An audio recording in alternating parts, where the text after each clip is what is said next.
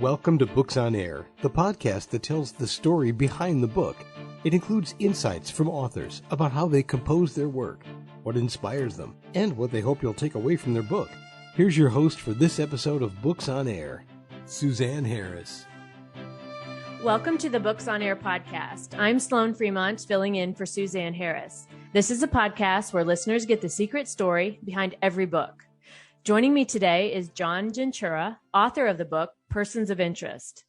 The novel begins with a gruesome murder at a golf club on the main line outside of Philadelphia and continues with the investigation that leads to revelations concerning insider trading of stocks.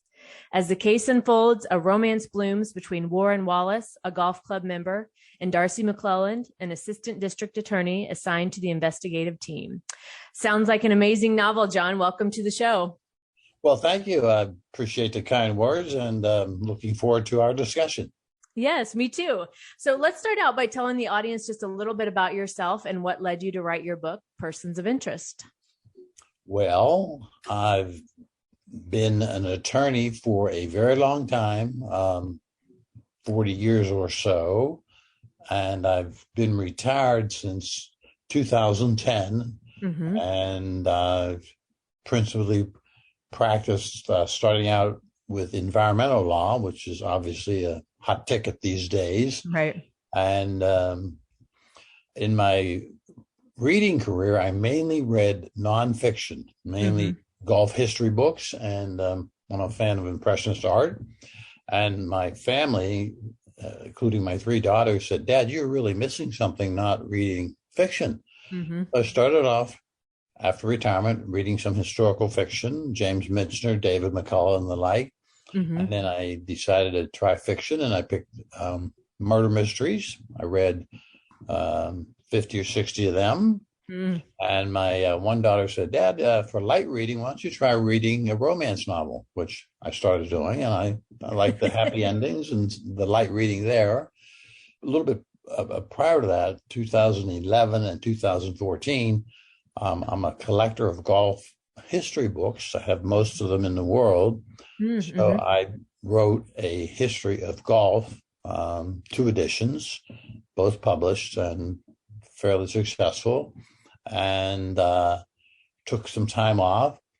And then I got into this fiction reading, and then I decided I would try my hand at a murder mystery / romance. So being a golfer and an attorney, not surprisingly, I set the murder at a golf course, and of course had a couple of attorneys involved, 2 of which became very close, and while the plot was unfolding, they became more than just friends and developed a romantic relationship. So I have like 2 plots going on: solving the murderer, which the woman attorney was involved with, working as a public attorney, district attorney's office, and her boyfriend that she met on a blind date was a widower whose wife had died of breast cancer, and his psychiatrist was telling him to get out and socialize, which he eventually did, and he was fixed up with our young lady attorney, and over time their relationship blossomed. And I'm not going to go into the whole plot, obviously, but the attorney and the woman began dating very seriously, and she was part of a team that was assigned to investigate the murder. And eventually they identified some persons of interest. And then later on, we get into a discussion of the murder victim who was friendly with a member of the court, and they developed a casual relationship. And I'm not going to tell you what happened after that, but so a lot of relationships going on there. It sounds like a lot of relationships going on. And in your book, so you mentioned your book has 2 plots. So you have the murder plot going on, and then you have the romance plot going on. So where did you come up with the idea for both of those plots? Was it from your previous reading? Was it based on any true events that had happened? Well, I'm part owner of a golf course, and I thought, well, I know a little bit about golf, so I guess maybe I'll have the murder take place at a golf course with the victim being bludgeoned to death with a golf club. And I decided that I would spice up the book because my youngest daughter said, Dad, you really ought to read romance novels. They're make you feel good at the end of the story. So I said, well, why don't I spice things up a little bit and have the young attorney investigating the murder get a blind date with this widower. Mm-hmm. And I thought that would be a plot that could follow right along with the murder investigation. Right. And it happened. And I don't think I'm telling anything. Yeah, we don't want to give away. Yeah, we don't want to give away the book. I don't want to give anything away, but 99% of all murder mysteries end up getting solved. Right. In my case, that was true. Mm-hmm. And then the romance blossomed at a very nice pace of action throughout the book. And they started dating very seriously, and eventually they got to the point where she decided with his request that she would move in with him. So they did. And they live in a community, which is where I live. Okay. And I just put them on a different street. But much of the book is autobiographical. For example, I'm from Pittsburgh, and the book takes place outside of Philadelphia. Mm-hmm. But I focused on Pittsburgh sports teams because that's who I rooted for and still do all my life. And you also drew on your career as a lawyer in the book as well. I beg your pardon? You drew on your career as a lawyer. Yes. And you were able to weave in some of the legal information, but in a way that readers could understand basic legal concepts. Can you tell us a little about that? Yes. I decided to develop this situation involving a crime known as insider trading, where a person gets information about a company that is not available to the public. Mm-hmm. And they take that information and use it to make decisions about buying and selling stocks. Right. Not surprisingly, that is against federal law.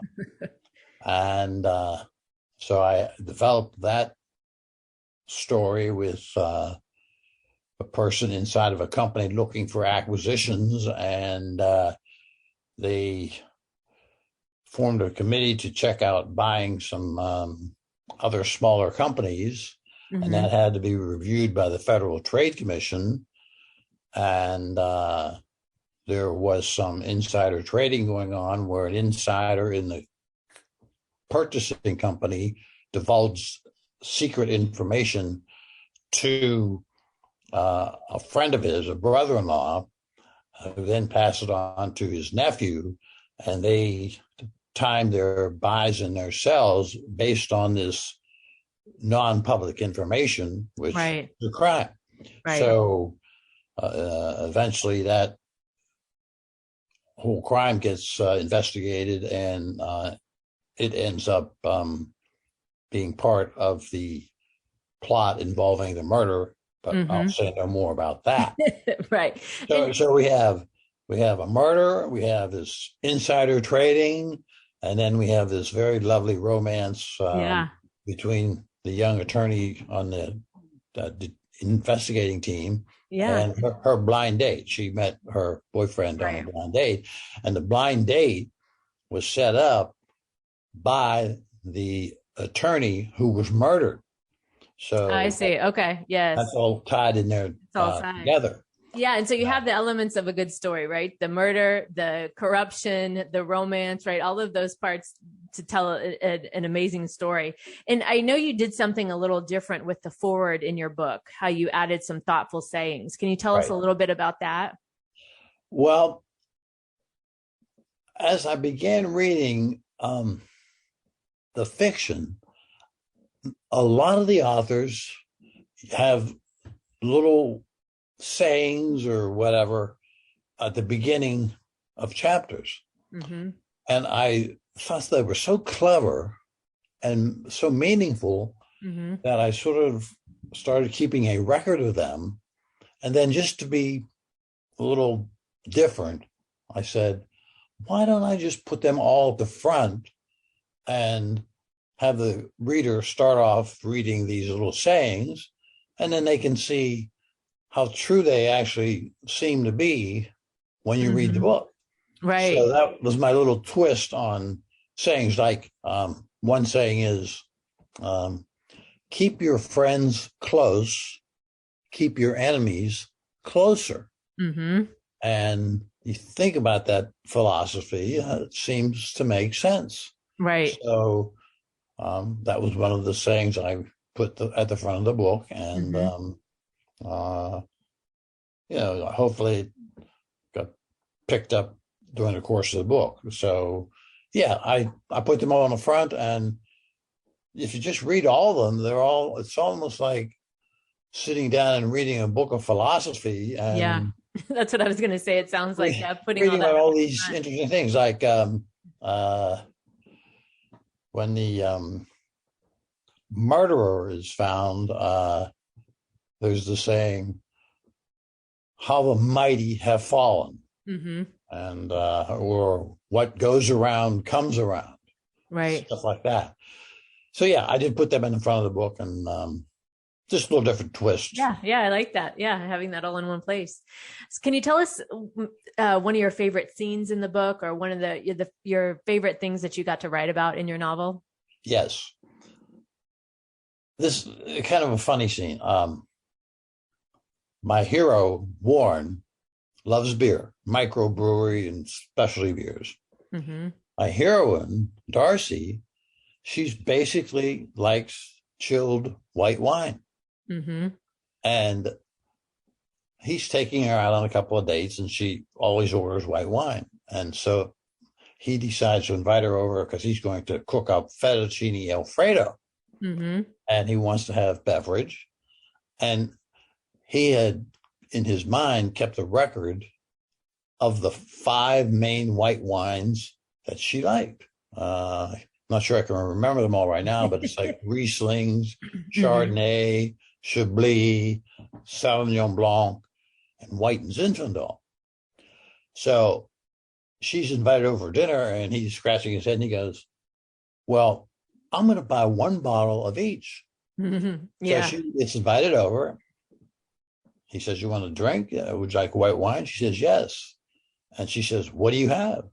And he opens the refrigerator, and lo and behold, there are 1 bottle of each of these 5 white wines. Uh-huh. And as an aside, in his neighborhood, there are a couple of BYOBs, bring your own bottle. Right. So, and they can actually walk to them. They're that close. So these 5 wines will not go to waste when they go to their next BYOB date. They just take one of these bottles of wine with them. Right. And, and they're set. They're all set. Yeah. That was like my most fun scene to write. Now, you didn't ask me this, but people ask me, what was the hardest part of the book to write?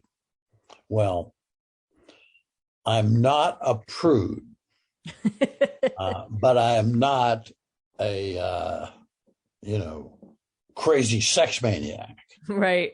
But as you know, the way things are these days, people meet, they date for a while, and then they get closer, shall we say, in a physical sort of way. Mm-hmm. And so I had to write, what I wanted to write were clean, genteel sex scenes. Mm-hmm.